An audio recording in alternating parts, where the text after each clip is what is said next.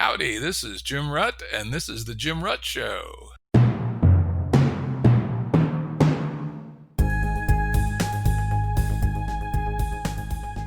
Listeners have asked us to provide pointers to some of the resources we talk about on the show. We now have links to books and articles referenced in recent podcasts that are available on our website. We also offer full transcripts. Go to jimruttshow.com. That's jimruttshow.com. Unfortunately, we had some technical issues while recording this episode, and the sound quality isn't up to our usual standards. Nonetheless, it's very listenable, and the content is great. Today's guest is Daniel Christian Wahl, and this is part 2, continuation of an episode we recorded back in February, EP43, episode 43. You can find it with a Google. Just Google Jim Rutt Show, EP43. Daniel's a leader in thought and action in catalyzing transformative innovation, cultural co-creation, whole systems design, and bioregional regeneration. He is the author of Designing Regenerative Cultures, which I read in preparation for today's episode, and he lives in Mallorca, Spain. As always, there's links to that book and any other books or organizations or papers that we reference in the episode today, and they're available on the episode page at jimruttshow.com. Other interesting thing about Daniel's background is he lived in the Findhorn eco-village. I believe that was in Scotland. Is that right? Yeah, far north of Scotland. Yeah, and he was the director of the Findhorn College. And I have one little odd personal relationship with the Findhorn tradition, and that is, many years ago, 25, 30 years ago, we had a good friend, Peg Shadler. Hi, Peg, if you're out there, look us up. My wife and I were friends with her and her husband and her kids, and she was a Findhorn follower, and I'm a deer hunter, still am, and she requested that if I killed a buck, could I save the bladder for her? Apparently, stags' bladders were part of the Findhorn-style agriculture, at least so she said. So that was my one relationship to kind of the Findhorn thing. That sounds like biodynamic agriculture, actually, which is used in Findhorn quite a lot. But they do things like mixing those kind of things up in a bull's horn, and then you stir it umpteen times clockwise and umpteen times anti-clockwise in the full moon. And you bury those horns in the different corners of the field. And, well, certainly won't put an analytical scientist to prove that one right, but the produce is wonderful, and they swear by it, and it seems to be working. Yeah. Of course, I was highly skeptical, being a rational scientific sort, but heck, if she wanted a stag bladder, I gave her a stag bladder, and she had one of the most beautiful gardens I know anywhere. So anyway. Good to hear your voice again. It's already picking me up, despite the fact that we've got 39 degrees centigrade here on Mallorca, and it's a really hot afternoon. So yeah, that's apologies if I'm thinking slowly this afternoon. No problem. And some interesting things in my life too. Our first granddaughter just arrived a couple of days ago, and wow, maybe that's why I have a good energized sound today, because looking at that beautiful tiny baby who had no doings in creating this messed up world we live in just made it all much more real to me about the importance of the work that you're doing, work I'm doing, work lots of people we know are doing to try to save the world. God damn it, right? We got to do it. Yep. Saving ourselves is probably more what we're doing, because the process is going to keep going even without us, but it would be a very much impoverished planet, even if only our species would bow out center stage left. But in the process, we're probably going to take a hell of a lot of other species with us. So yeah, let's do the good work. Yeah, exactly. And in fact, I think you said we are a capstone species capable of creating conditions conducive to all life. We can design for human ecosystems and planetary health, nurture resilience, adaptability, transformability, and vitality, which really resonated with me because recently I've discovered a new thinker named Tyson Yunkaporta. He has an amazing book out called Sand Talk. I've had him on the podcast 3 times, and he talks about humans as the custodial species. And I think that concept and your concept of the capstone species are very, very similar. And that, yes, you're absolutely right. A life without humans is quite different, and maybe in a huge fundamental way, than a universe with humans. And we'll talk about that in some detail when we get later in the talk. Yeah, I just want to say briefly about Tyson Yunkaporta. Like, he's been on my radar for a while, and I still haven't read his book. And then you've done 3 conversations with him in a relatively short period of time, and I really want to read his book and learn more about him, because in the last year and a half, I've had a number of conversations with Maori and Aborigine ancestral wisdom carriers, and the resonance is striking. And it's I should send you the link to a conversation I had with a guy called Johnny Freeland from New Zealand, who's part of the Regenerative Development Network in Auckland. And the conversation is about square and circular systems thinking. And I think you'd enjoy having him on your show at some point as well. Yeah, that'd be great. Really good. And Tyson, provides a very interesting, we talk about this in the first episode, double perspective. One is indigenous Australian tribal indigenous people's perspective. And then he's also been a student of complexity science. And the way he blends those two without offending either is quite remarkable. I mean, this book is a major work of art as well. It's not straightforward. It's not linear. It weaves. It brings in all kinds of curious things, but, read that damn book. It's good. Now, before we dig into new material, I do think it's helpful to recap 3 of the big ideas that we talked about last time, so people can have some grounding without having to go back and read the previous episode. So first, Daniel, if you could talk a little bit about the difference and the overlap, of course, and one probably includes the other, the difference between the regenerative perspective versus a sustainable perspective. Well, you'll get different answers from different people when you ask that question. But in my perspective, I see it as part of a spectrum that goes from business as usual to doing things a little bit better, which is green, to getting to that point where sustainable is defined of having no negative impact of whatever you do, you don't add to the problem. But the problem is that we've been adding to the problem for hundreds of years with increasing impact. And now what we need to do is to actually go beyond that and restore the damage we've done. And working regeneratively goes beyond all of that in the sense that we really begin to re-identify with life as a planetary evolutionary process, us ourselves as participants in nested complexity. And we ask ourselves the question, how do we participate appropriately in that nested complexity to increase its health, wholeness, vitality, and capability to keep evolving into an uncertain and uncontrollable future?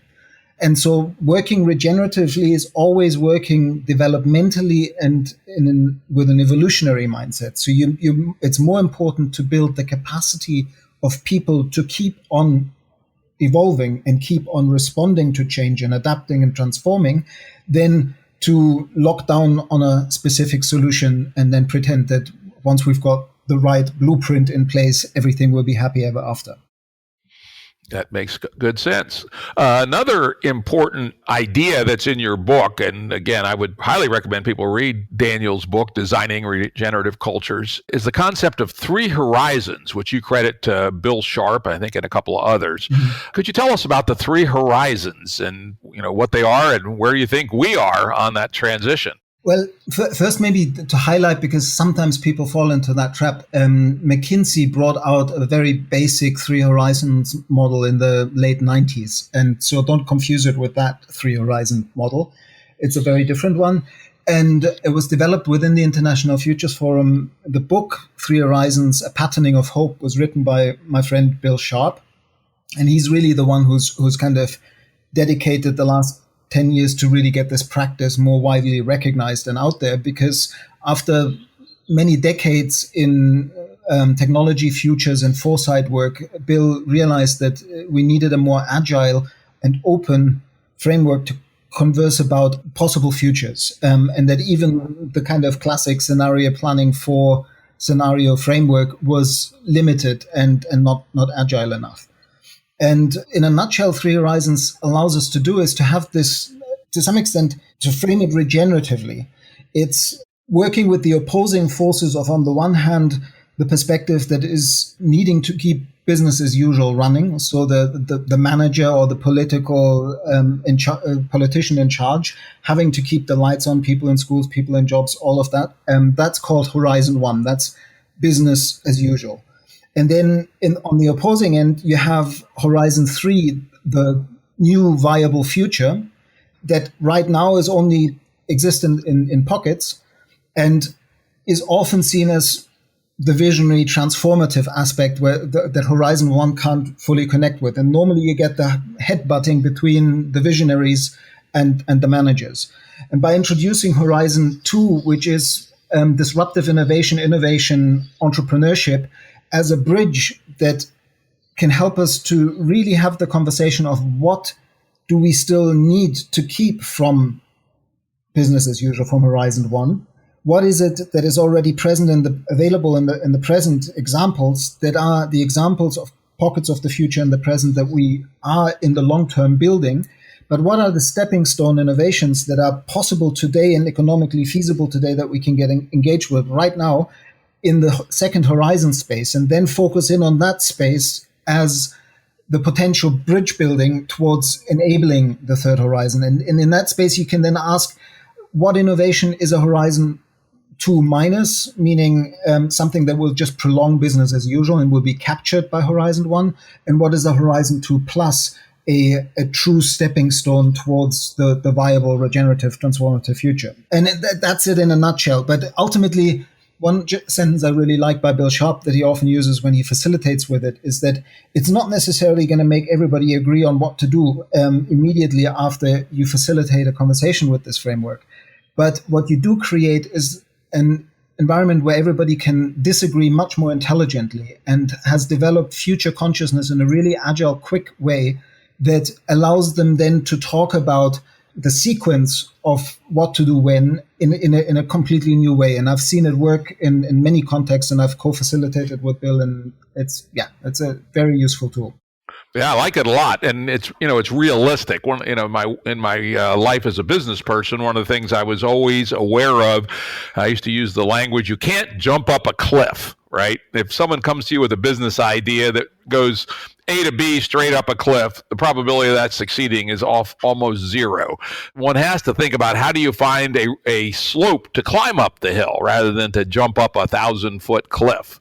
And this kind of thinking strikes me as very congruent with that. It's also congruent with our GameB theories. We talk about Game A, which we can call a world in crisis, and true GameB, a viable metastable world.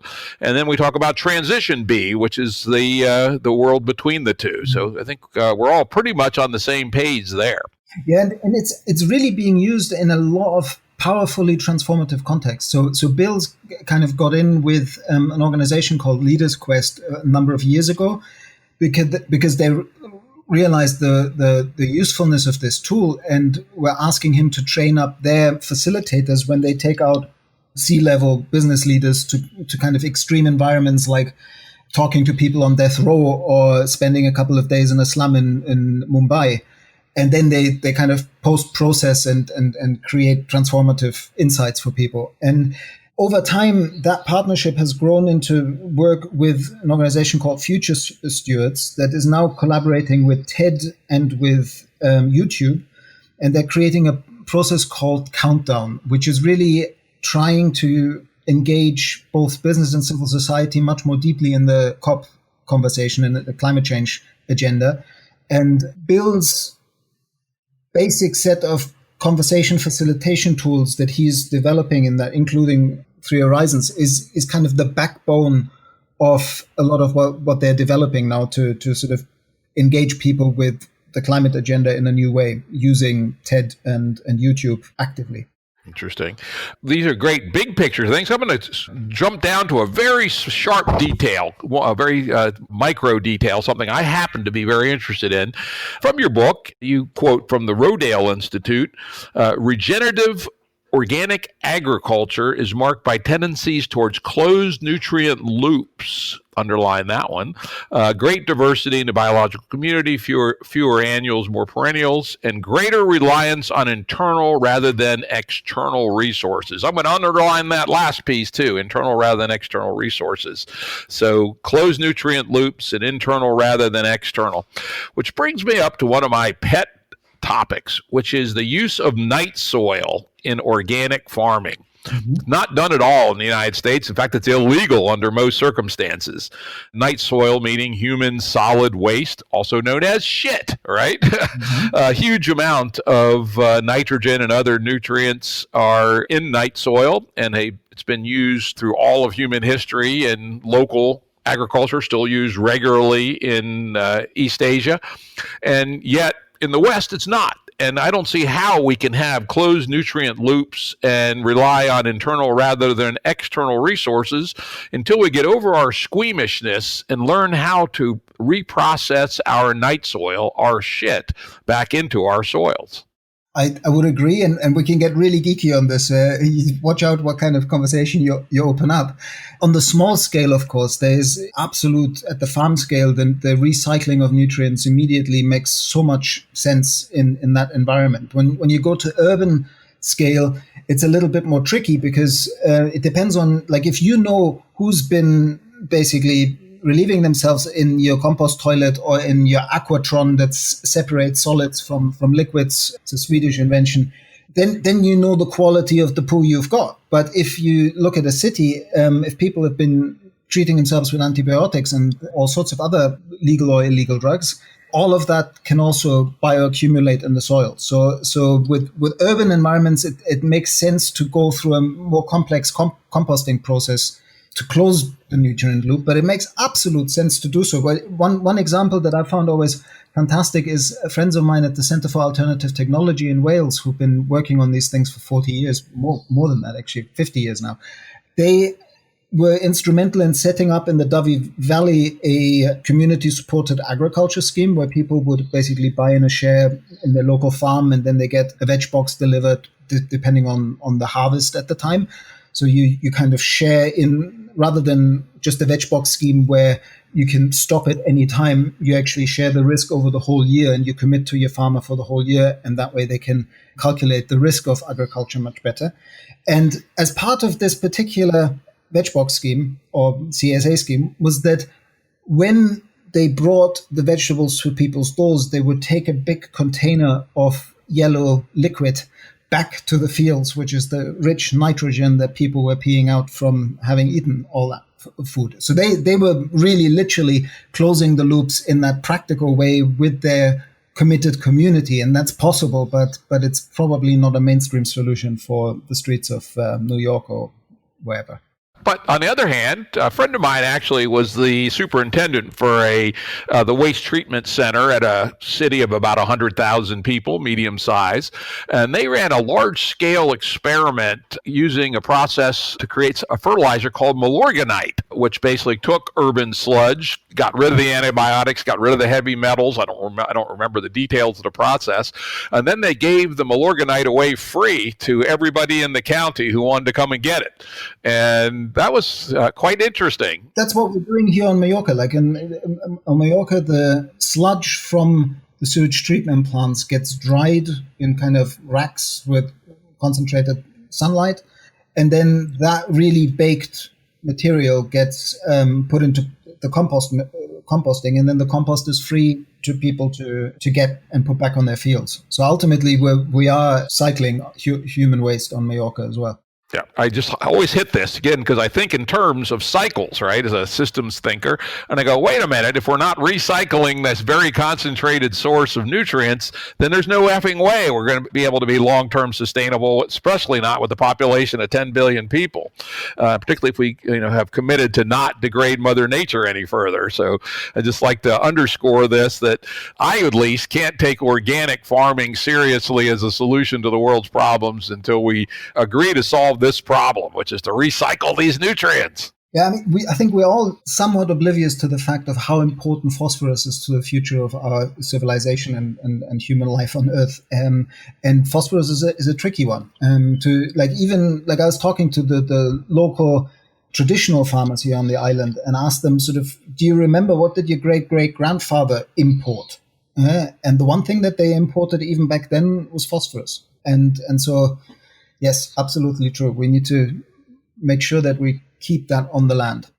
Yep, you're exactly right. Phosphorus is probably the limiting factor of life on Earth, period, right? I think I remember as a kid reading an article by Isaac Asimov who calculated that all the phosphorus in the crust of the Earth was only enough to support about 6 trillion people, something like that. And in reality, the limits are way, way lower than that. In fact, I've seen some arguments that say we've already exceeded the bounds of phosphorus extraction from the Earth. And unless we get this recycling all the way around of our wastes, we may be in a deeply depletive role on at least the easily accessible phosphorus right now. I work with an organization called the International Futures Forum. And there's a wonderful man who used to be kind of the future scanning lead for Hewlett-Packard for many years, Ian Page.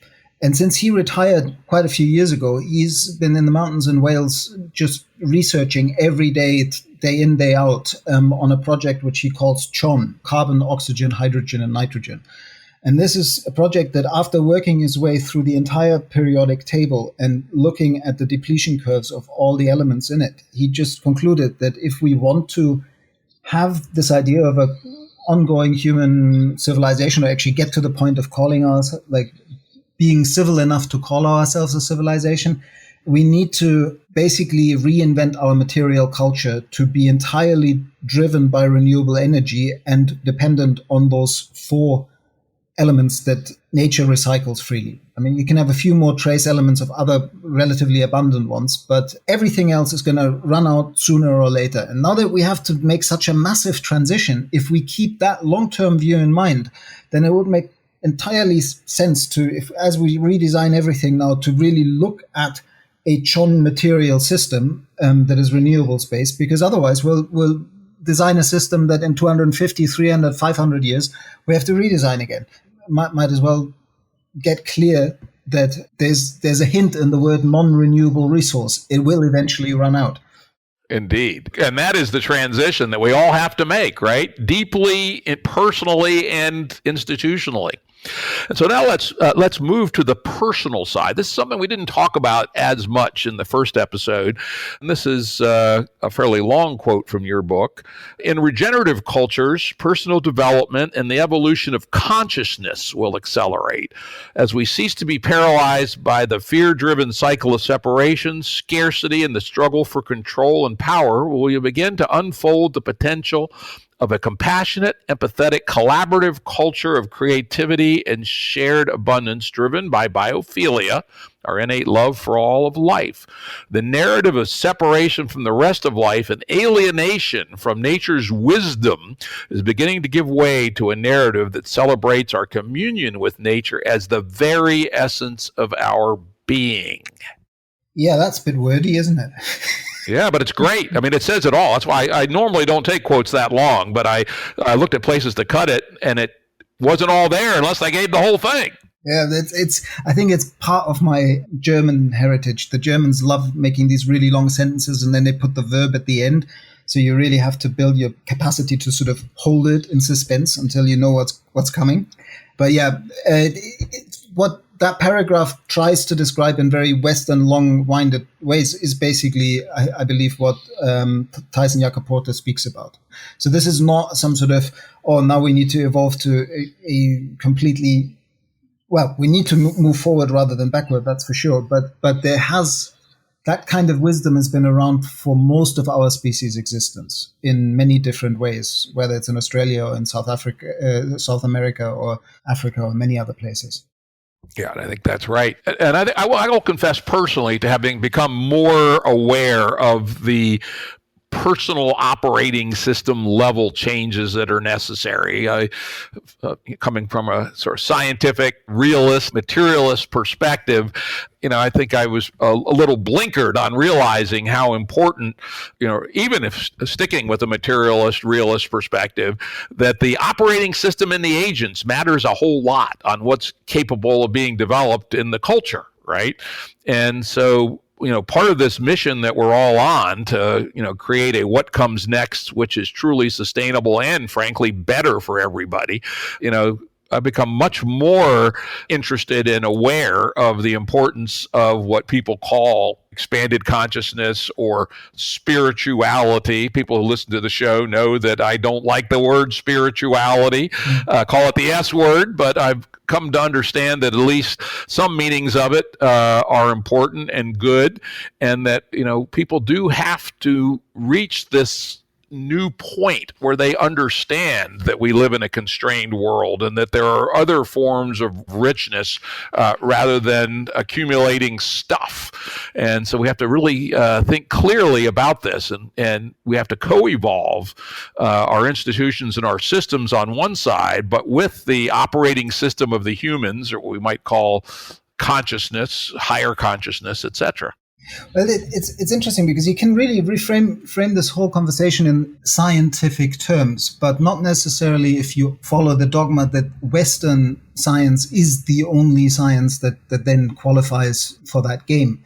Because really the Vedanta and many other sciences of the past have a very different take. And if you think of it in terms of Western science, the explanatory models that Western science had to really speak about complexity, or even what we were finding out in physics at the beginning of the last century, weren't enough. So what happens is that all these geniuses of physics around that time turned towards the East and the Vedanta and Vedic sciences in order to explain what they were bumping up against.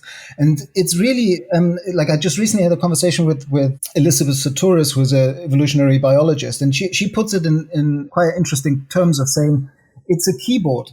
And you can either start with the low notes, which is stuff evolving out of matter, and eventually there's life, and then there's emergence, and there's consciousness.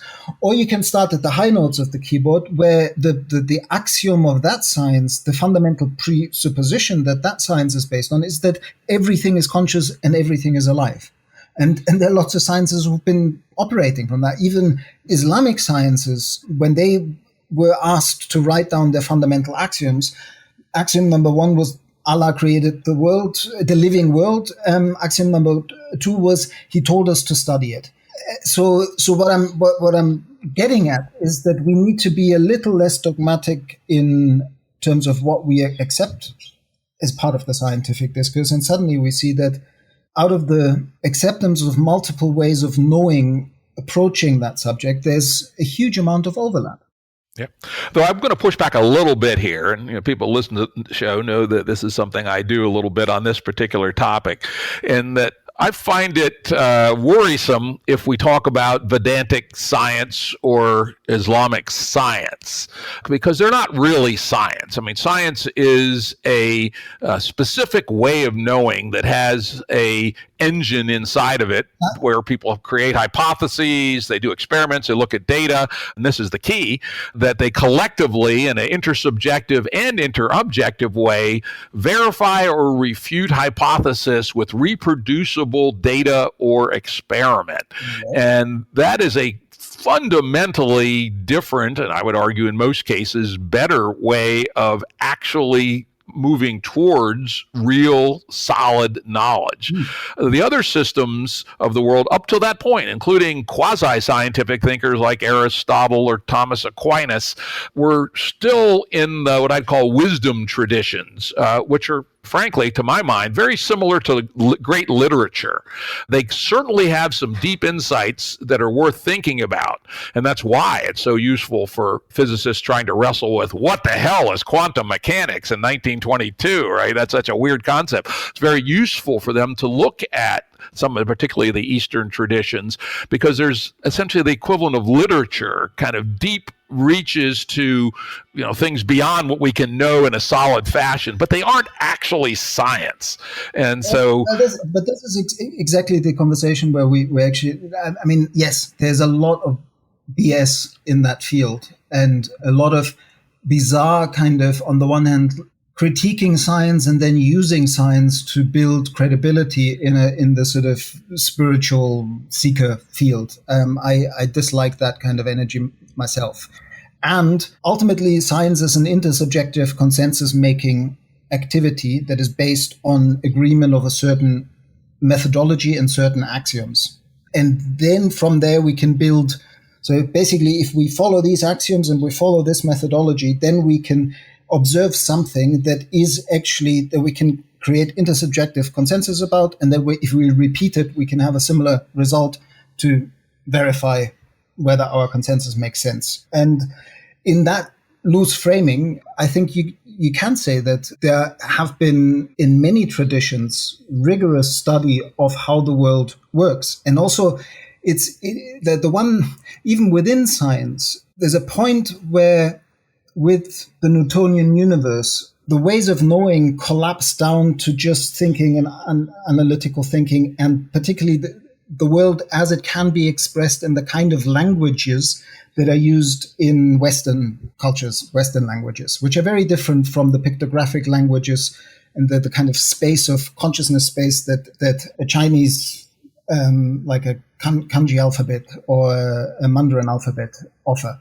And so Goethe, for example, was very keenly aware that we were going down in research science 200 years ago, a track that was not paying attention to qualities and was only paying attention to what is quantifiable and analytically or statistically significant, like basically quantifiable in one way or another, turnable into mathematics. And it's a very wonderful, powerful tool, as we know, but it's not the only way of creating meaningful and empirically testable knowledge about the world, I believe.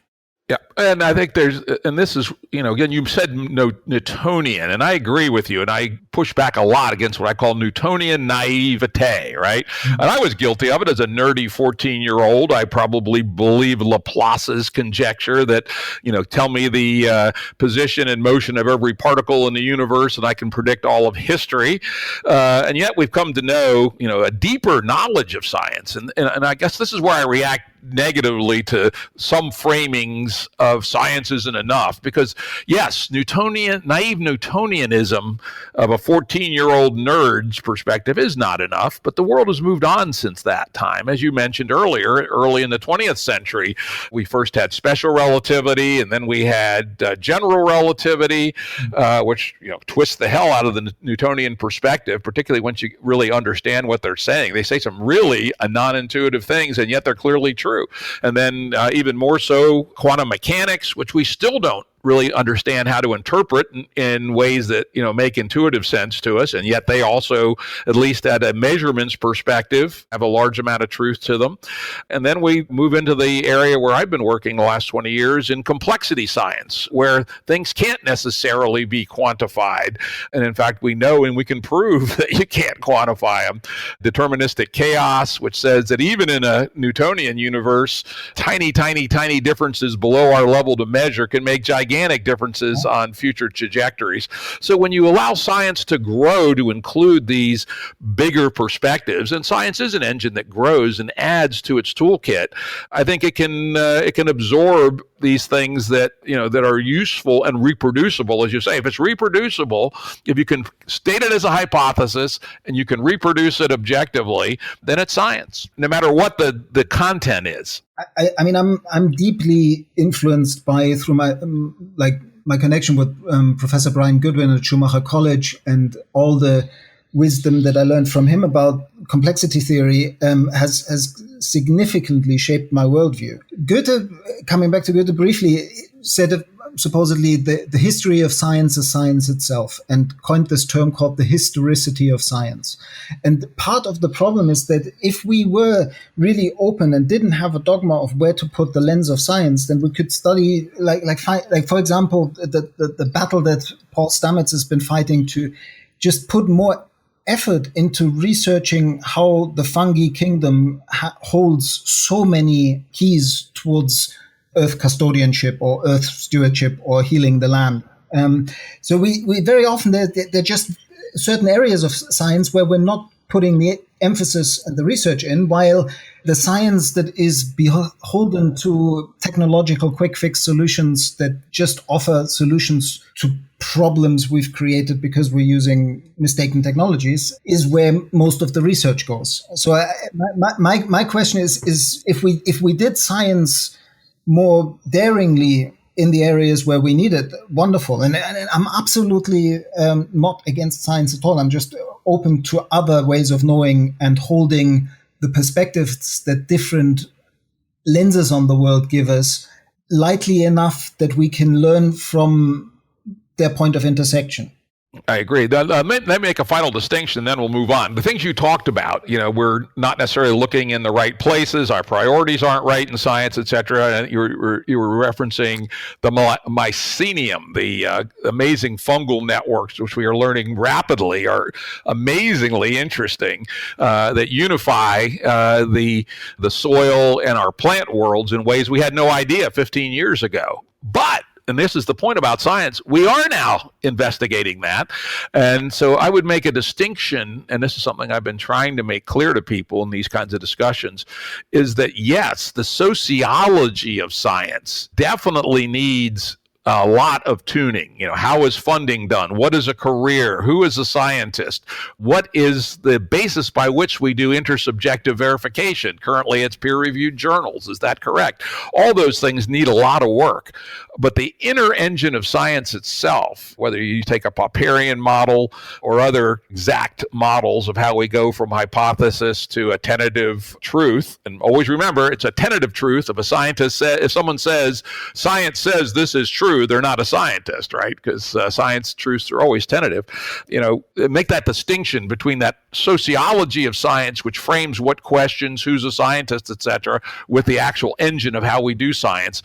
And I think it makes a lot more sense that the engine I can't find a problem with, but the sociology, there's a lot of ways to improve. So I just want to make that last one. And I'm going to push back on another one. Just happens to be one of my pet peeves because it's something I studied. You talked about Mandarin and pictograph versus alphabetic. I don't think that's likely to be true. And here's why. As we've learned more about the neurocognitive science of literacy, and I would point people to Stanislas Dehaene, a French cognitive neuroscientist who's written a great book on the neuroscience of reading. It turns out that when we go from alphabet or pictograph to our language processing, it runs through our audio system first. So there's a relatively simple mapping from the representation to a sound in our head. And we use the same sound in our head to process language when we're reading as we do when we're talking. So I've heard this argument before. I've got a friend of mine who I argue with about it all the time. But I would say I don't buy the pictograph versus alphabet distinction as likely to have any huge significance in our cognition. On the other hand, there is the Sapir-Whorf hypothesis, which says that any difference in language, irrespective of how it's represented in writing, may well change how we think about the world. The famous example is, the Eskimos have 22. But that's precisely the meeting point of consciousness in science that Goethe or William Blake was speaking to when he said, "May God us keep from single vision and Newton's sleep." Or God, he used the God word, and you're going to push back on that one then. But it's paying attention to the cognitive dimension of perception and how our organizing ideas and the language and the words we use and the frameworks we use actually are part of how we bring forth the world.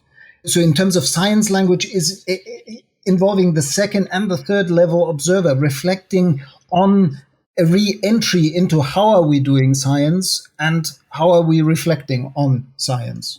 It's first order, second order, and third order science, or order science in the language of some people. Yep, I think that, again, as I said, that at least I make at least two levels of distinction. One is the inner engine, and then there's the sociology, which is how do we actually do it in practice, driven by all the biases and stupidities and limitations of actual humans, right? Which can, of course, be improved. But let's move on to some other topics here. This is one we touched upon, but I think in talking about the mind and spirit, etc. In last episode, we talked a little bit about the hedonistic treadmill and status through things and positional goods, and that's really in some ways the engine which is driving GameB or the critical crisis that we're in, the first horizon. What do you think about what can replace that? Because certainly humans have to be satisfied, right? There has to be something that satisfies them in their living and draws them to do good things in the world, whether it's the work that they do, whether it's the social contributions they make to their communities and to their families. What is it that we can replace the hedonistic treadmill with? I think it's terribly exasperated and energized by marketing, media, the storytelling we have, and it goes back a long, long time, the narrative about our culture and what is worth pursuing, and even how we then structured entire institutions and education and so on and so forth around that it's not so easy to detangle ourselves from all these past design decisions that are now reinforcing that kind of competitive hedonistic pursuit framework. But if we really look at the evolution of our species, we can see how important collaboration has been, and even throughout evolution, collaboration has had a much more important role than our storytelling tends to allow for. And so I think that if we, again, in terms of the regenesis or Carol Samford potential and essence-focused approach to regenerative development, the way that we can all fully express our uniqueness, each and every one of us has unique gifts to share to the benefit of the whole, and in doing so, optimizes their potential at the maximum. Creating cultures around the experience that makes people realize serving the community, serving the local ecosystem, serving the healing of the planet in a time where we all get enough lessons how fragile the current life support system has become on planet Earth.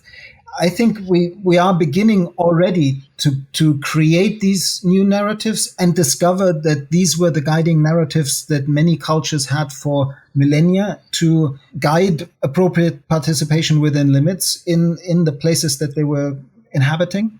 So I've noticed, I mean, you mentioned Findhorn earlier. I spent 4 years living in an intentional community that was sort of experimenting with new ways of living together. And there is a wealth that comes from, like I often reflected on the fact, walking around what was called the Field of Dreams, where lots of people had bought a plot, built a house, but it was part of the community. There were no garden, there were no fences and so on. Walking around the whole place with the wind farm on the horizon and the forest and the gardens and all the infrastructure, I had a sense of ownership despite the fact that I didn't own any of it. And the connection with the people was, even if you didn't speak, a kind of level of understanding and mutual holding in everybody's journey to give the best they can to the community. I actually think that that's a narrative that people are yearning for, because there's a lot of lack of meaning in that hedonistic pursuit story. Like Joseph Campbell famously said, getting to the top of the ladder and realizing that it's leaning against the wrong wall. I know a lot of people that have had rather shocking experiences in their life where they got to the top of a big corporation or their career game, and then in their mid-40s realized that wasn't really fulfilling them either. Yep, that's my life story pretty much. You know, I made it to the top. I was CEO of a good-sized publicly traded company, and at the age of 47, I said, fuck all that. Basically, Good for you. It didn't really do anything for me anymore. You know, I said it's a life that's a mile wide and an inch deep. Right? Where was the depth? You know, some language I've been using lately. I've discovered it actually. I used to argue that the GameB movement, our goal ought to be self-actualization from Abraham Maslow's hierarchy of values. But then somebody challenged me on that fairly recently and said, well, that's part of it, Rut, but you're missing an important part. And I had a good conversation with them, and I realized they were absolutely right. So I've reformulated it as follows: that, yes, we need to self-actualize so that we reach who we can be to make ourselves better people, right? And accomplish what we can accomplish. However, that has to be in the context of community actualization, right? Because we are deeply social animals, as you've pointed out many times, and as many other people have pointed out. Now, let's turn that around and say the point of community actualization is to create a to increase our capability for self-actualization, which increases our capability for community actualization as a virtuous circle. This is precisely, as far as I understand it, I'm not in this group, but I think that the Change Agents Development Group that Carol Sanford is running with a lot of people who are part of the regenerative movement is basically creating a forum in which people can engage in providing for each other, the community in which you keep checking that we're constantly in this journey of paying attention to our reading of the world and how we process our reading of the world and how we develop ourselves and our capability to fully respond to the situation in a way that we can bring our essence, our unique contribution to the situation. And it has this idea of nested complexity of the only way that you can really serve yourself is serving the next larger whole that you're engaged with. And that sounds very akin to what you were describing, to my mind. Yeah, the only slight nuance is that the community has to have as one of its main goals in its operating system, helping each individual self-actualize as well. So it's a cycle. Community activation and actualization produces self-actualization, which increases community actualization. So you have this virtual circle dynamic that is essentially pumping itself up to higher and higher levels of actualization at two levels simultaneously, the self and the community. Yeah. I've really come to like that idea.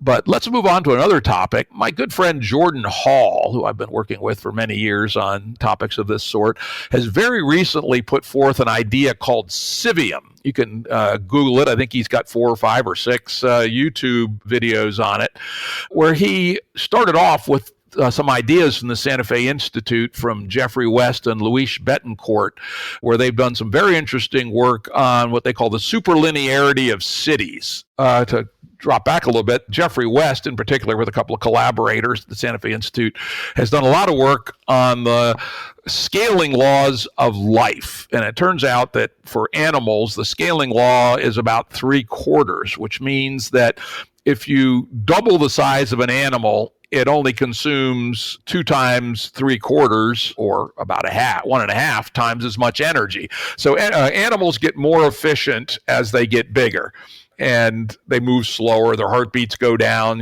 Famously, an elephant and a mouse have about the same number of heartbeats in a life, etc.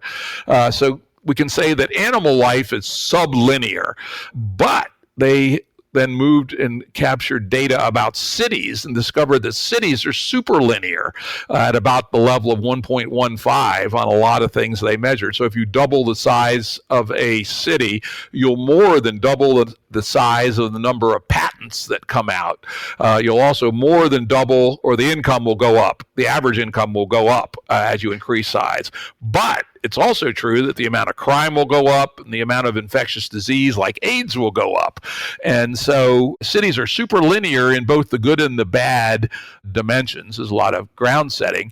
And so what Jordan has proposed in his Civium, Civium proposal, is to let's see if we can get the best of both of these two things, which is that we should basically abandon cities, big cities, as a modus operandi for human life, because the superlinearities of the bad are just too strong, and that we should all live in small scale communities where we can have really rich personal relationships, that we can live in great physical beauty, probably a lot like the Findhorn project, or what we call proto-bees in the GameB world. But, and here is his big important but, where he then links back to West and Betancourt, is that we should take advantage of the superlinearities on things like science and the arts and, you know, every kind of good thing via very intensive networking between the smaller cells.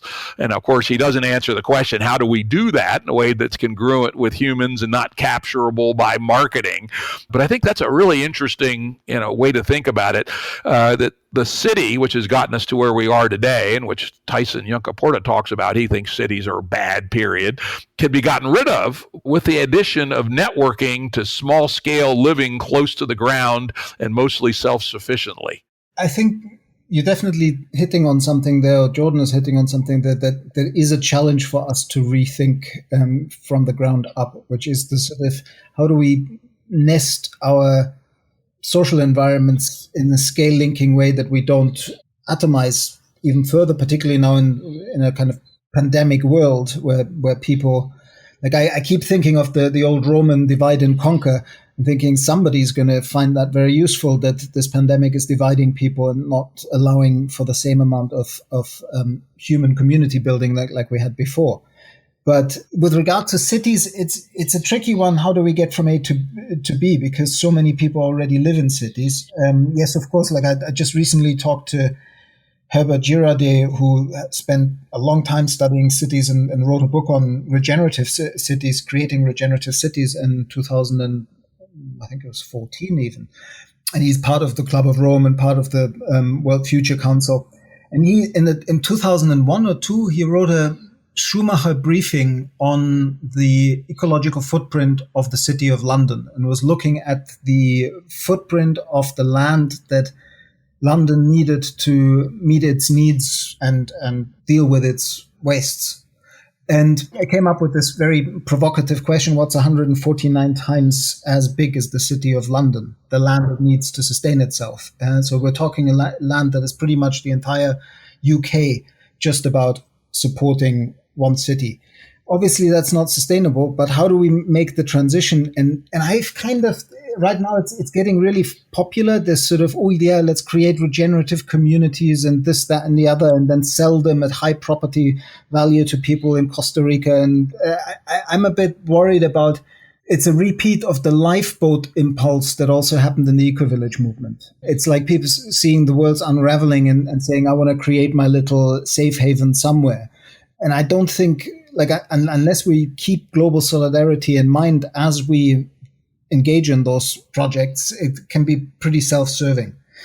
But how do we, now that suddenly it's open again, that conversation of previously everybody's saying already half of humanity lives in cities, and by 2050 we have 70% in cities, and then it'll keep growing, and depopulation of the land and all that. But I think that the pandemic situation is going to make people re-question how they want to live. But there is an issue about density. You can't all live in this idyllic farming environment where you have hectares to yourself and your family. So I think we need to find ways of bringing new community structures into the cities and collaborations between cities and its regions. That's why, for me, we haven't paid enough attention to re-regionalization and bioregionalism in this context. Patrick Geddes wrote a book in 1910, I think, Cities and Evolution, and he made the point that a city needs to be planned within the bioregion that the city is situated in, from the mountains to the sea, paying attention to the local river systems and all the overlay. Like, he was the father of the concept of overlay mapping that Ian McHarg then eventually turned into GIS, Geographic Information System, came from Patrick Geddes. And he said we need to know the soil series, we need to know the fauna and the flora, we need to know geology, hydrology, everything we can know about our region and where our city is standing, and then make our decisions of what to develop where based on the integration of all that knowledge and the caretaking of the resource bases that we depend upon.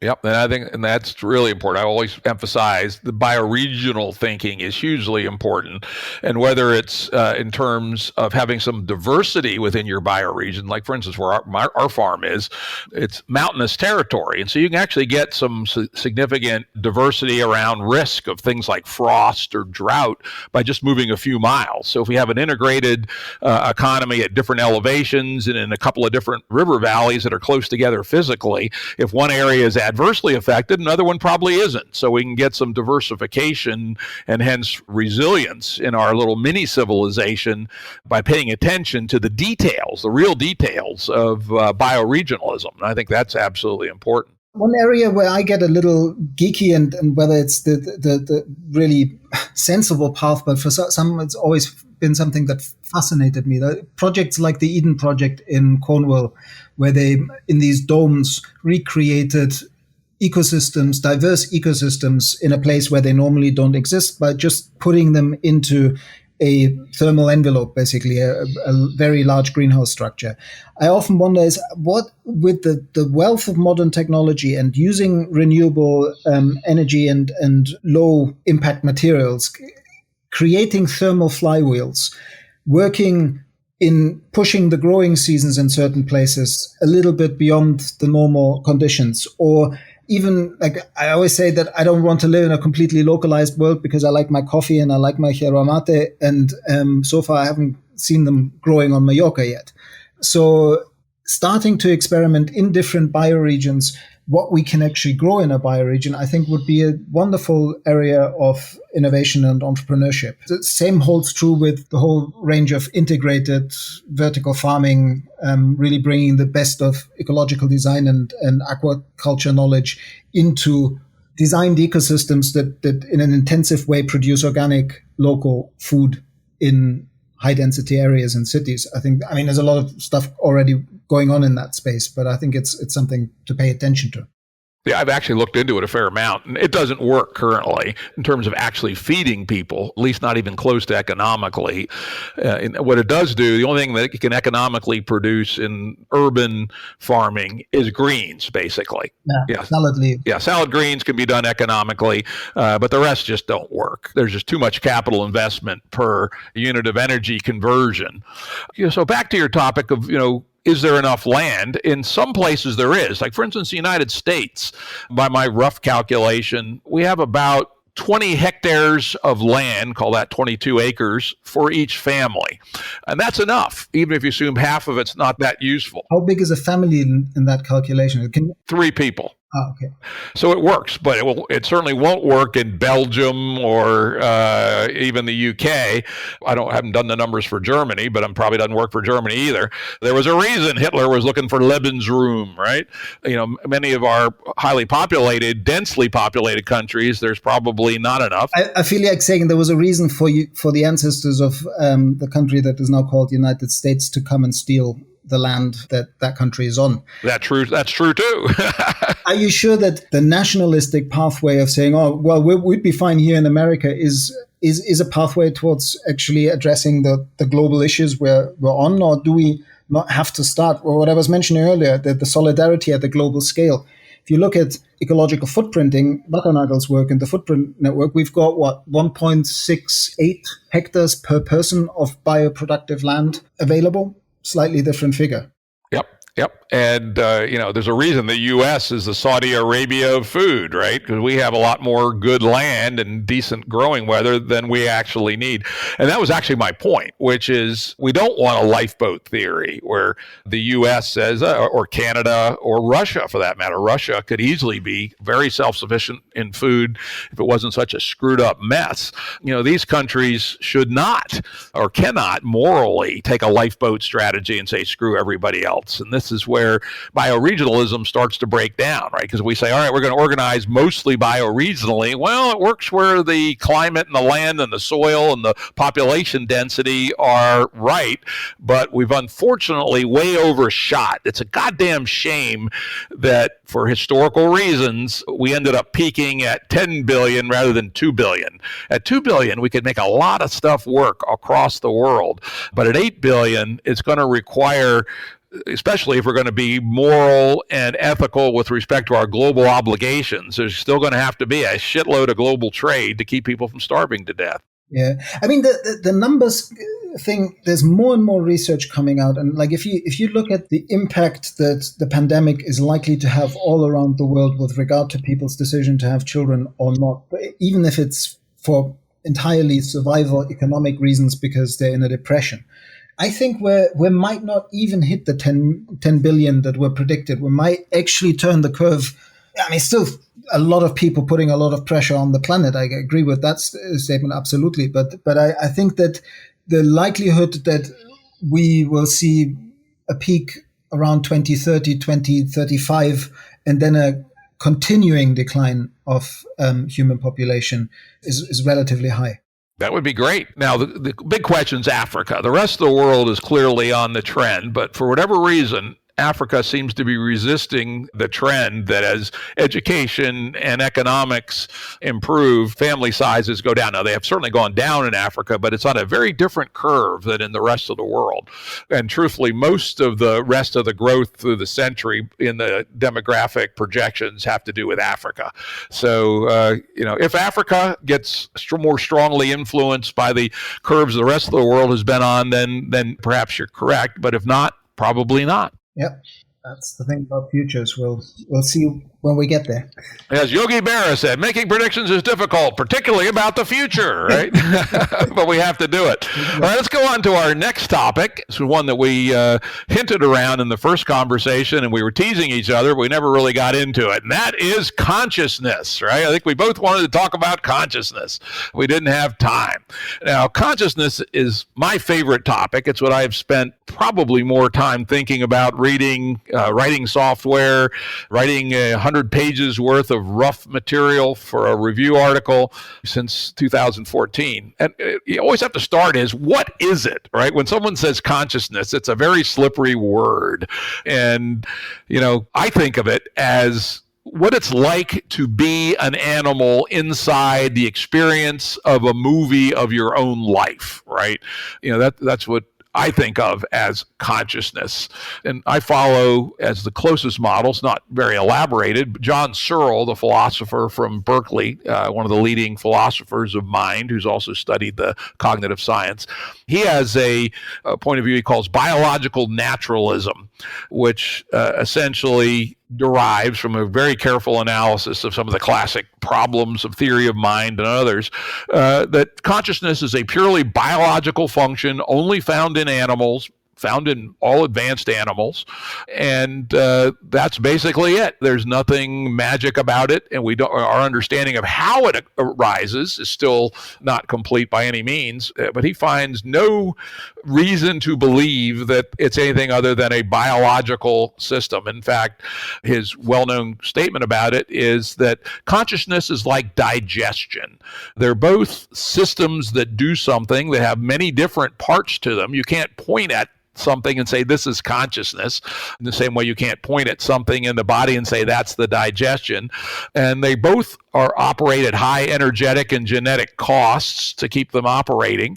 And that's really it simplifies tremendously the thinking about consciousness. And I add the rut corollary. Searle says consciousness is like digestion, and I say it often produces the same end result. Yeah. That's back to our conversation about night soil. So anyway, I would also add, at least my view on consciousness is Gerald Edelman. While I disagree with some of Gerald Edelman's analysis of consciousness, I think his distinction that he makes between primary consciousness and extended consciousness is hugely important. He would say that the consciousness of a dog or even a reptile is continuous with human consciousness, in that those animals live within a movie of their own life, essentially, and a sensorium of the various senses that feels like you're in it in real time.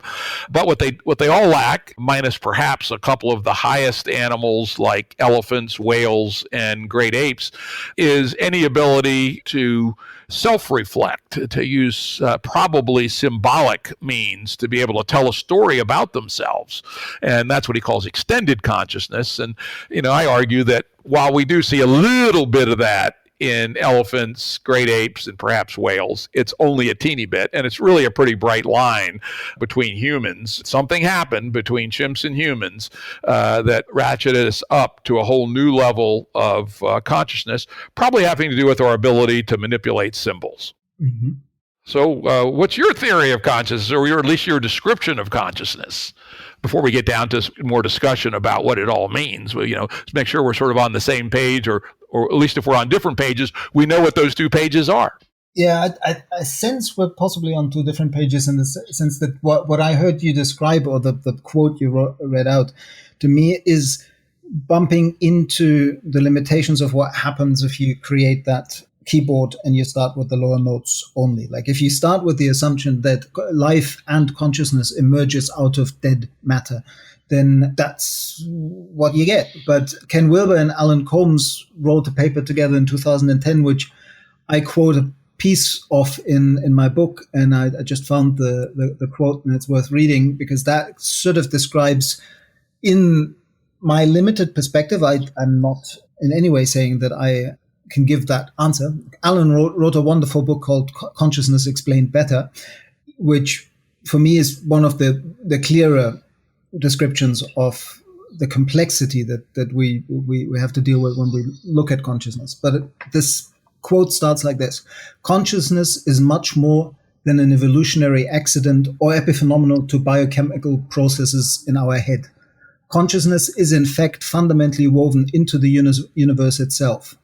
We are saying that it is that some degree of subjectivity is indeed present all the way up and all the way down in the evolutionary ladder, from the tiniest quark to the biggest brains. This consciousness can be loosely described as a perspective-making, perspective-taking system that creates, collects, organizes deeper, wider, and more sophisticated points of view as it develops.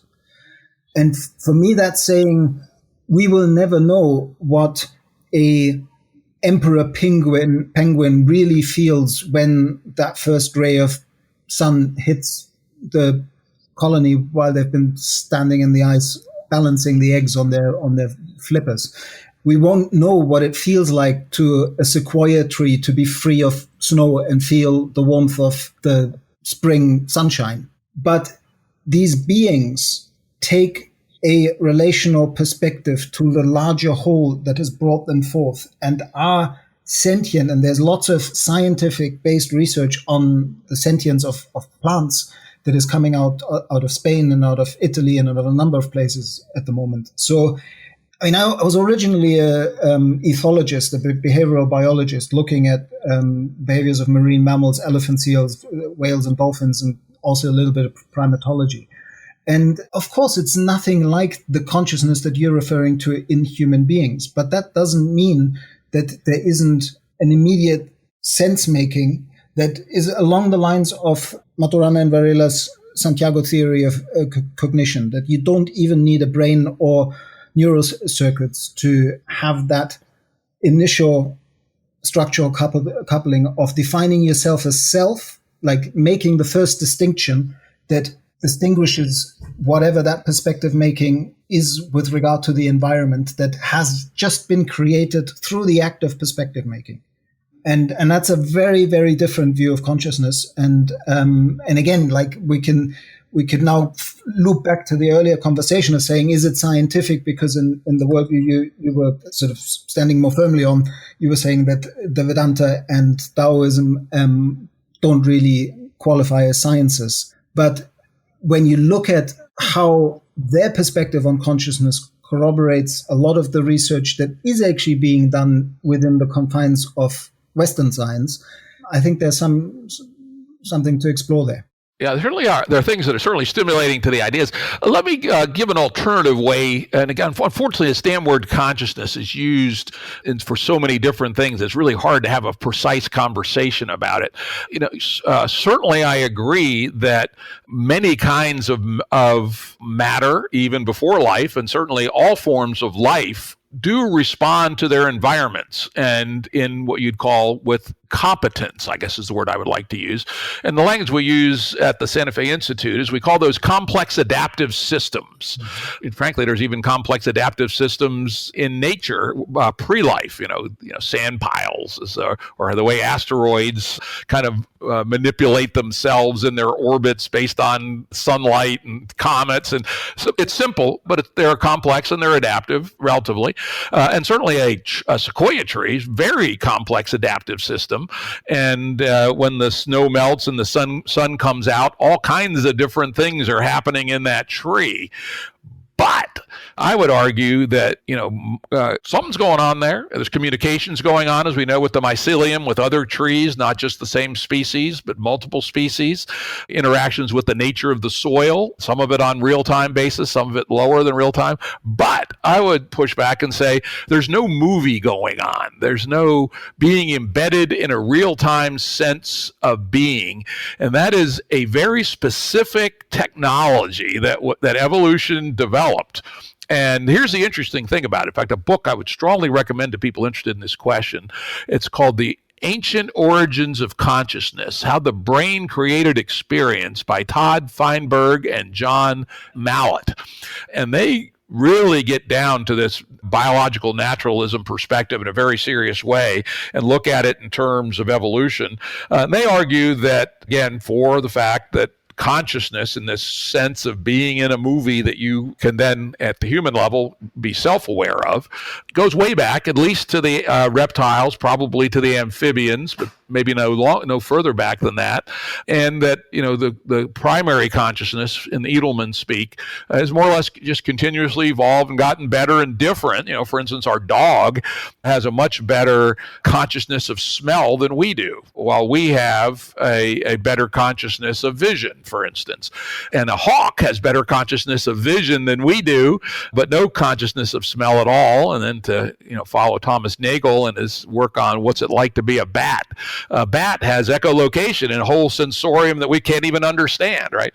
But anyway, those things, we can actually look at their evolution, and they are different than the state of being of even life prior to that. Like a sponge does not have anything like being in a movie. Now, here's another thing that I just found amazing in this book. They posit and provide some evidence for the fact that this idea of consciousness as being in a movie actually evolved at least twice. Once from the amphibian, reptile to mammals and birds, but a second time, and they make a pretty strong argument that they're not connected because there was a big evolutionary gap, in cephalopods, meaning octopi, and some of the larger squid. Octopi in particular show an awful lot of signs of being conscious, even though they're not related. There was a big gap between these two trees of consciousness. So it may indeed say that there is a tendency to find consciousness in the evolution of life like ours. But there is still a pretty clear line between those consciousnesses, even if they evolve separately, and the prior world of complex adaptive systems. Well, yeah, it's tricky to build on the conversation because it's just one particular lens into consciousness that I personally find difficult to connect with, because the true participatory consciousness that also pays attention to how we bring forth the world based on the modes of explanation we use isn't really acknowledged in that, to my mind.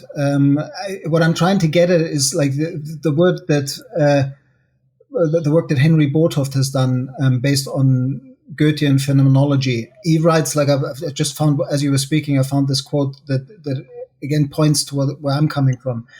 The fundamental discovery on which phenomenology is based is that consciousness has a structure of intentionality. It would be better to say that consciousness is intentionality. This is often expressed by saying that consciousness is always conscious of something. In other words, consciousness is always directed towards an object. Hence, in cognitive perception, there's an indissoluble unity between the conscious mind and the object of which it is conscious. And that means that if we think of the world in terms of solid objects and atoms and matter, then we bring forth a different connection to that world than if we have a truly participatory consciousness of entertaining that we are reflections of that world through the act of perspective taking.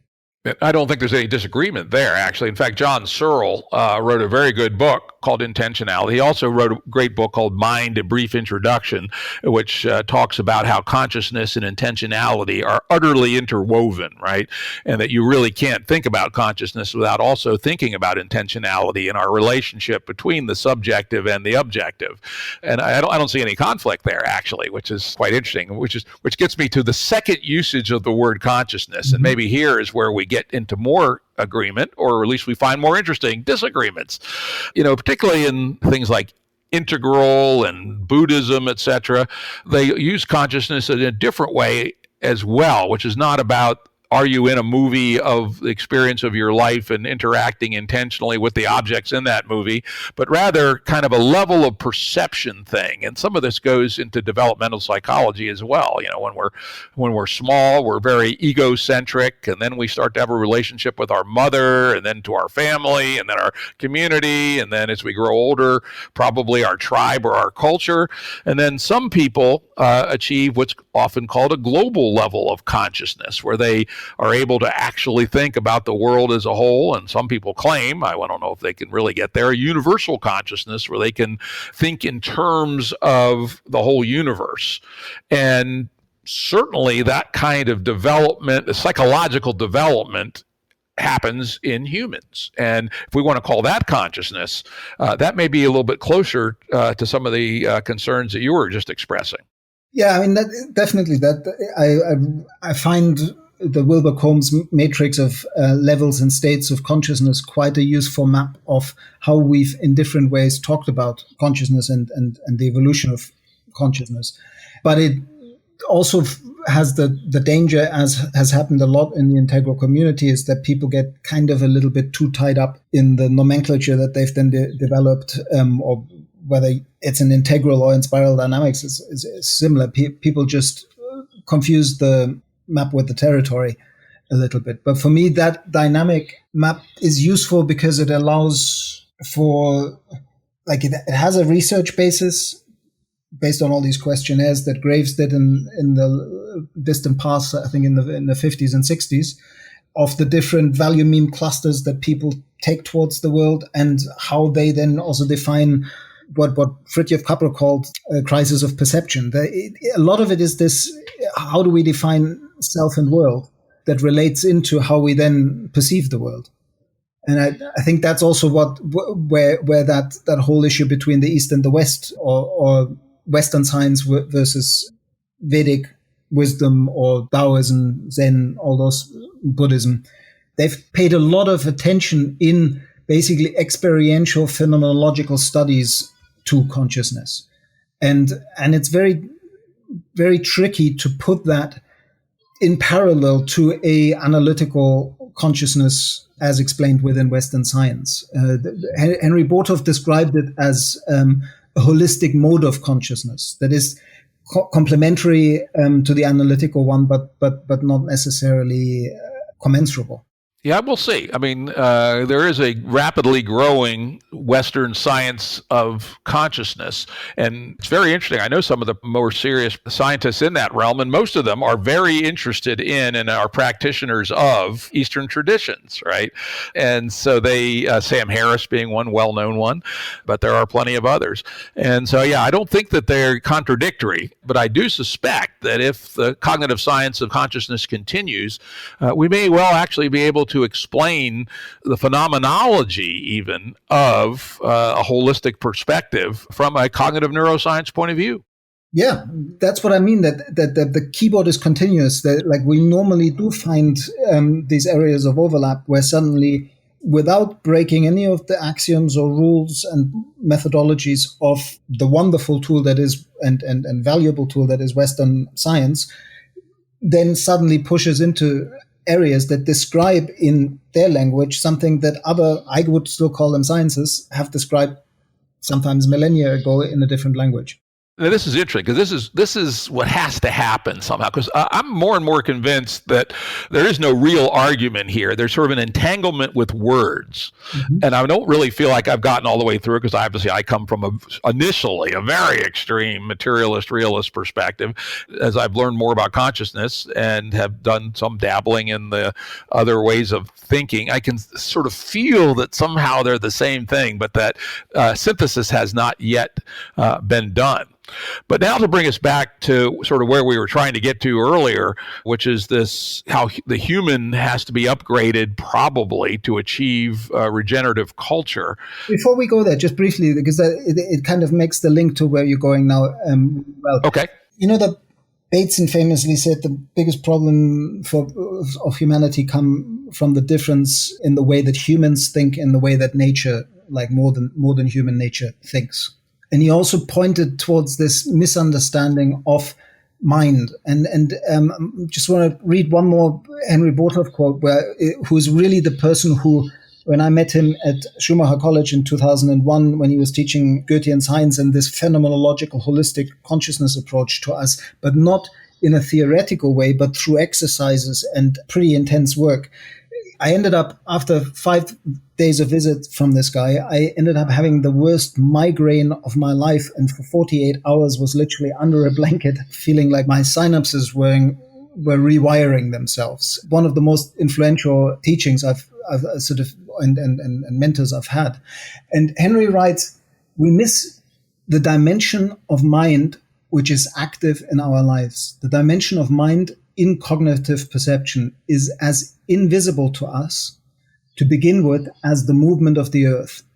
Just as it seems so evident to us that everything we see about us is just there, i.e. objects instead of meaning, and that cognitive perception is just sense perception, we are accustomed to thinking of mind as if it were inside of us, in our heads. But it is the other way around. We live within a dimension of mind which is for the most part as invisible to us as the air we breathe. We usually only discover it when it breaks down. I think that speaks to that shift in perspective of maybe consciousness is primary and matter evolves out of consciousness.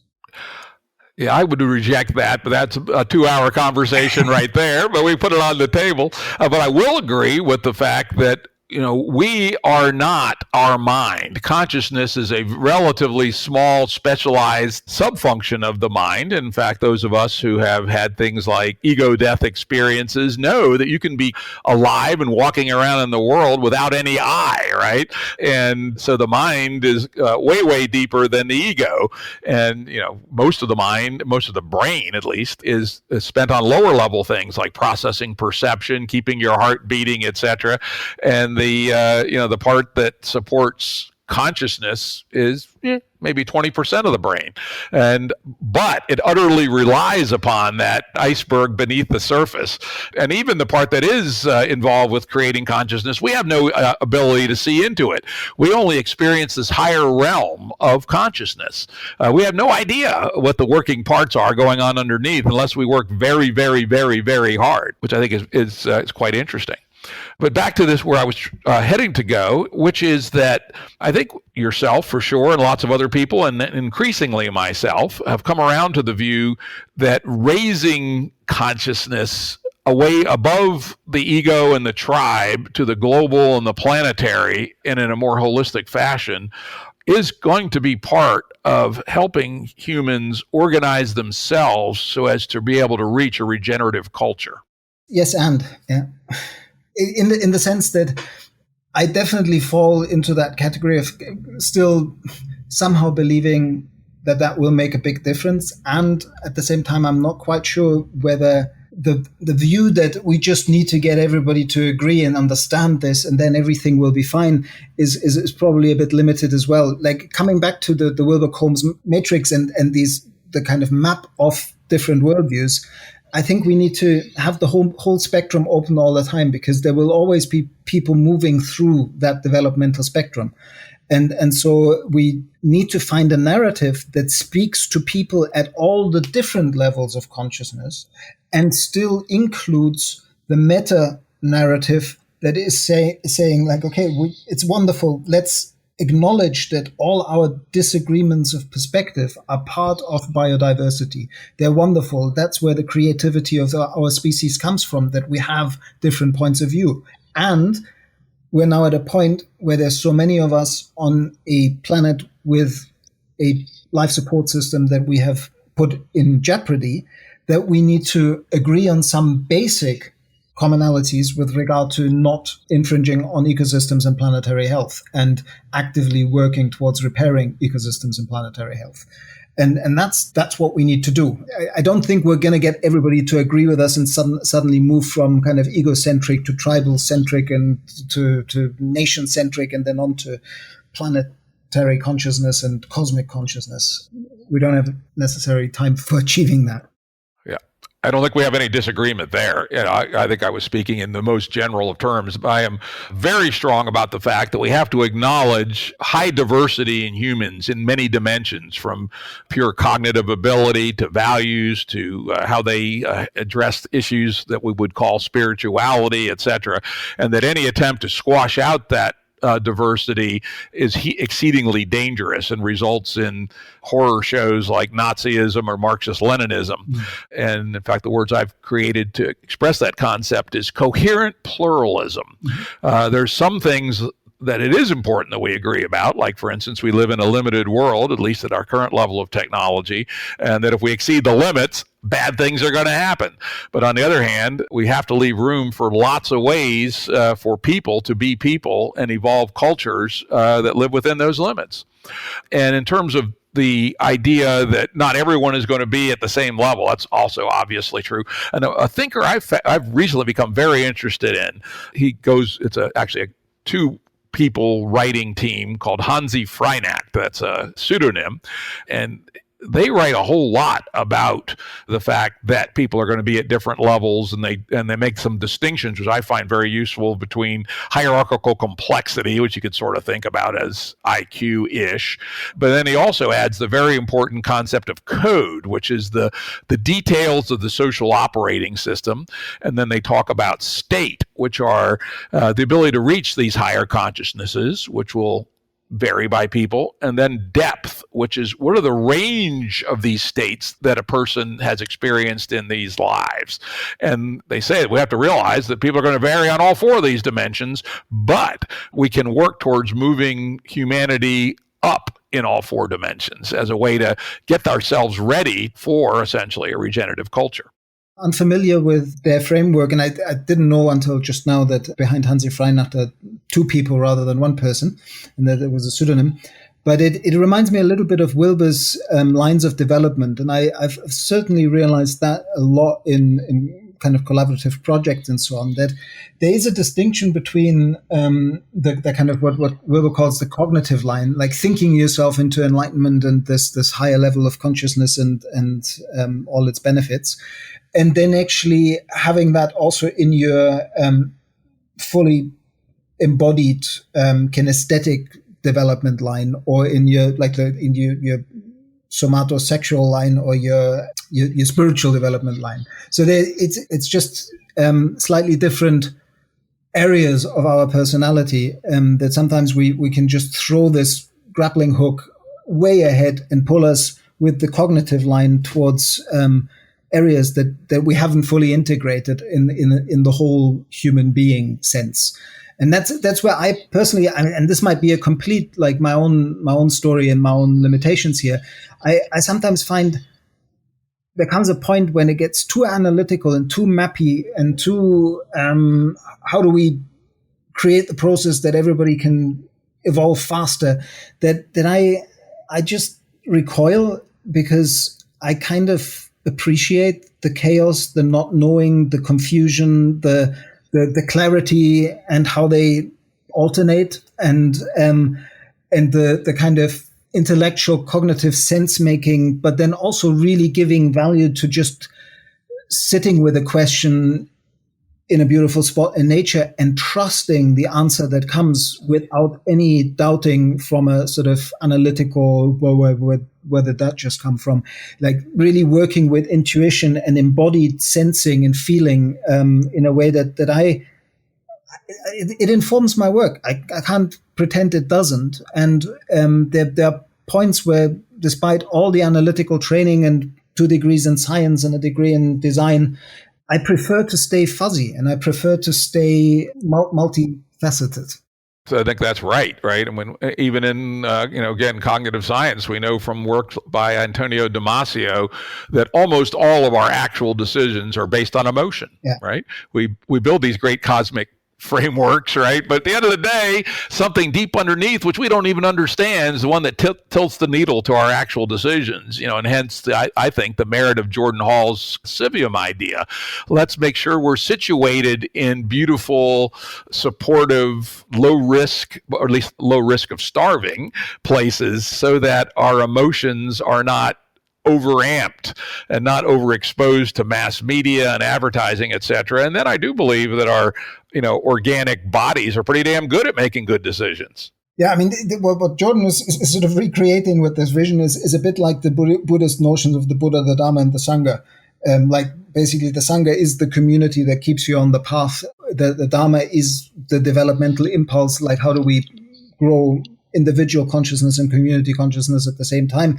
And the Buddha is nothing but that people can do this and that there are people who have done it before that we can refer to basically feel like it's not a futile exercise to get to these states. Did you think that that's somewhat related?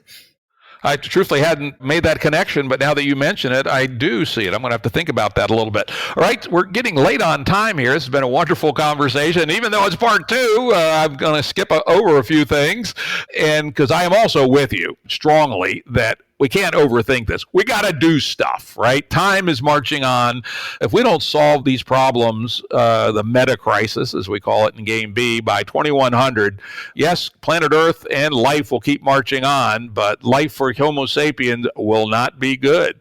And that merely raising people's consciousness ain't enough. No, absolutely not. But that's where, like, now I remember something that you said earlier when you mentioned Jordan's work that I wanted to pick up on, which is a dynamic that I think we find more and more, is that at the level what you were saying, like, and then these communities need to connect and kind of work together. This like, how much energy do we put into repatterning our entire way, not just of thinking and doing things, but our entire way of being with this world and with each other at the local and regional scale, which is a very personal development bit in one way, but then it becomes a very kind of skilled social facilitation of multi-stakeholder processes and the frustrating complexity of working with the real world when you have to talk to planners and local authority and local business and local schools and whatever to engage everybody in redesigning the human impact on their particular piece of the world, their bioregion, their community. And then how do we engage in resourcing and networking this process and reflecting on how do we do this in each bioregion together and connect all the other good people that are popping up everywhere around the world intending to start this bioregional journey. And I have seen, certainly in the networks that I'm moving, is a sort of tension between how much energy to put where. And that one of the biggest exercises I guess we all need to do is where to put our energies and what to prioritize. And in my life, I feel like I've spent a few too many hours on webinars, podcasts, social media, and all of that, connecting and learning and weaving new webworks of meaning with wonderful people like yourself. But since my book came out in 2016, have noticed a little bit of a distraction through all that, away from a process that I started 10 years ago of really wanting to grow deep roots in this bioregion, the island of Mallorca that I chose as my home, and engage with the networks that are analog in front of my eyes, real people, real community, real ecosystems, and begin that transition. And in where I'm at right now in my personal life, I feel like I need to refocus from what has at points been 80% global focus to 20% local focus to actually flip that balance around. But that then means being very good at saying no to the possibility of all that global networking and finding the real valuable opportunities to yet still engage in that, because it is vitally important. Where do you sit with in your life with that balance of doing your wonderful series of podcasts and weaving the GameB community, and then actually still having the time that you work with your local community and your farm and the people you meet at the local store and so on? I think it's a fairly similar journey to yours, tell you the truth. One thing I have done, which I actually have been doing for a few years, but I did more rigorously this year, is I'm currently on a 6-month social media sabbatical. No social media, no Twitter, no Facebook, no well. And I've been doing that for Facebook for 4 years. And, we can spend just way too much time on those social media, both wallowing in other people's ideas and promoting our own. And so having gone on that break in July has opened me up. 1st of July has opened up a lot of thinking about just these questions that you ask. And like you, I have been feeling that I've been doing this work in one form or another, GameB and its predecessor, since 2012. And I think I'm done about as much theoretical and work as I'm capable of. I'm more of a person of action, and very much feel that the time has come to put up or shut up on our ideas and actually create some functioning communities. In the GameB world, we call these proto-Bs. And they actually mean building it on the ground, making it work. We talk about, psychotechnologies, which could include meditation, could include ecstatic dance, could include breath work, could include psychedelic drugs, could include electrical implants, right? And that, curating a set of psychotechnologies for each proto-B is a curatorial function, and it probably varies by the people that are in the proto-B.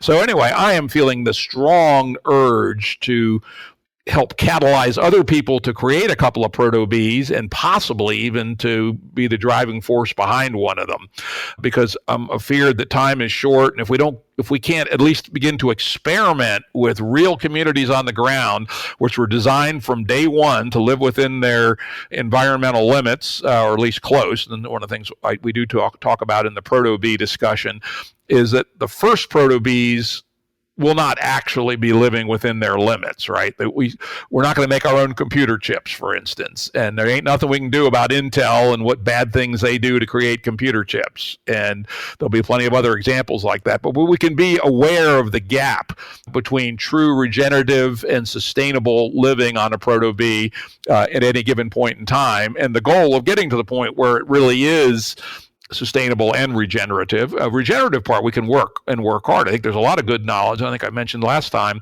on our farm, my wife and I we have built soil. We have tripled the capacity to grow hay without using any artificial fertilizer. We've done sustainable logging.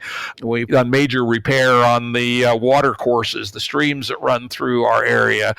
We built ponds to keep water from running off too quickly. So there's a lot of things we know, and a lot of people know more about this than I, in terms of regeneration of a local piece of soil. And I think that's also got to be literally put to work, but embedded in a matrix that can exist within GameA. And this is what we call, how do we design the proto-B so that it can parasitize GameA, right? So in a GameB community, you have many people working the land and making furniture and making clothes even, but probably you have other people doing, management consulting and programming to pull some resources in to make the proto-B actually viable in the world. So this is where my heart is at. And I think if the pandemic hadn't occurred, at least one proto-B would have been launched in 2020. But I believe that the pandemic has pushed us out probably a year. And so I'll be damn disappointed if by the end of 2021, at least one or two proto-Bs haven't actually started to emerge upon the face of the earth. This sounds wonderful, and it makes me feel, because of my past with having hung out and worked with and explored and visited so many of the communities in the global eco-village network, that there is a sort of reinventing the wheel, but of course in a complete different new context with different people with a different set of skills and tools. But there is a lot of learning that as you set out to create these proto-bees, there's a lot of learning from the world of intentional communities and the world of eco-villages, because it's very often that people come into these 4 dimensions of such community projects, social, ecological, worldview, and economic, and seem to sort of focus it on one or the other. And particularly the social dimension, how people create visions together, make decisions, all of that is really complex. And I think we should, as there seems to be such a drive at the moment to create these sort of proto-bees. I think it's important to pick up the learnings that we've already made. And also, I think another conceptual thing that there is actually a lesson from the eco-village movement is that what happens naturally as you create a sort of, in Bucky Fuller's terms, let's build a new system that makes the old system obsolete. If you do that at the community scale in a real physical place, the amount of work it takes to do that well focuses intention of everybody engaged in that project relatively inwardly to build up the basic infrastructure, to create make sure that it's zero impact and that it has all the renewable, this, that, and the other, and the green building and whatnot. And in that process, it's very quickly building a bubble that isn't fully grounded in the nested system that it sits in. And it like, just not out of spite, not out of because people don't want to talk to the local rednecks that live next door, but because they just don't have time. And the key bit is if these proto-bees are going to be successful, you have to, from the beginning, think of them in a scale linking design way and say, how do we make this proto-bee interact with the wider bioregional context it sits in? And how do we make it into the yogurt culture that turns the milk of the region into yogurt? If you don't have that process from the beginning, to my mind, they're just going to be a recreating of the eco-village experiments of the 1960s and 70s and 80s and so on. Yeah, I think you're 100% right. And fortunately, the GameB code, we call deep code, includes all those things, right? It has to be scalable over time through copying and what we call X in a box, where we share our techniques. We strongly believe that, as I said earlier, proto-bees can't be self-sufficient, and they have to be thoughtful about how they engage the world. And I also wrote my paper on proto-bees called A Journey to GameB. At the more mundane level, as you said, the proto-bees should participate in the community football league, right? They should become members of the local volunteer fire department. They should be should even engage in local politics. Currently GameB eschews national politics as a complete shit show, but we believe that we should be active involved in local politics. And so I think we definitely want to avoid the fallacies of the past. And fortunately, there are people who know a lot more about those previous experiences than I do in the GameB world and are bringing their perspectives to bear. But I think your sense is exactly right, that it can easily become too hobbyist, essentially, in trying to micro-optimize something which is not ready for micro-optimization yet. And that we have to understand that we're a teeny little piece in a much bigger system, even though it is our long-term goal to convert that system to the new cause, but that's not going to happen overnight. So I think all very good thoughts, and I hopefully will inform the formations of the various proto-bees, which I hope will come in the world over the next few years. Have you had a conversation with Pedro Tarak yet? No, don't know that name. Pedro Tarak is a lawyer from Argentina who is a wonderful man. I'll send you the link to a conversation I had with him recently. He set up, with a number of other people, he always is very keen to point out that he does nothing himself. He always worked in collaboration and in networks, which is why I mention him. He set up Sistema B in Latin America, which is a decentralized network of many local chapters, and there are bee lawyers, there are bee universities, there are ciudades can be. And it's basically about systems transformation, and it's exploring that in different areas. And he's a wonderful wonderful man, deeply sound individual who's really walked his talk ever since a child or a youth in the dictatorship in Argentina. And I think you'd have a wonderful conversation with him. Look forward to it. I love chatting with new folks. It's interesting that he uses the B terminology, right? In this case, it came more from an entrepreneurial perspective that he was, together with some people in Chile and other parts of Latin America, looking at how companies were trying to become for-purpose companies and socially transforming companies or environmentally restoring or regenerating companies. And just when they were saying there's something happening, there's a trend, we need to create a Latin American network of these kind of companies, they both, or the key founders of Sistema B, found out about B Corps in the B Lab in the US. And while, of course, they're much shallower as a system within the corporate environment and the whole certification game, we don't need to get into. What Pedro and his friends basically said, we want to include that, but in a wider context, because it's not just about business, it's about all forms of leadership across society and all walks of life. And that's what he's been working on. And he's also on the Wellbeing Economy Alliance network. You'd have a ball of a conversation with him. He's a great guy. Yeah, look forward to it. In fact, I recently had a wonderful conversation on the podcast with Michelle Bowens about the much wider opportunity to do creative things than just B Corps, right? There's so many wonderful ways to build cooperation, but it does require some knowledge of the law and how to use organizations for human good, not just as profit maximizing engines. Well, I think on that note, we're going to wrap up. We've run over our time. That's okay. As always, I think incredibly stimulating and interesting conversation. Well, thank you so much. I'm amazed. I woke up. I'm dripping with sweat here in the heat wave, but I certainly woke up, and I always enjoy the way that you hold different perspectives on your show, and you it's great because I know we can micro areas disagree and still come up with a wonderful conversation that hopefully adds value to everybody listening. So thank you so much for inviting me again. Yeah, indeed. In fact, one of our GameB co-founders, Bruce Kunkel, has a line that I think summarizes that thought very well, which he calls alignment beyond agreement. Mm-hmm.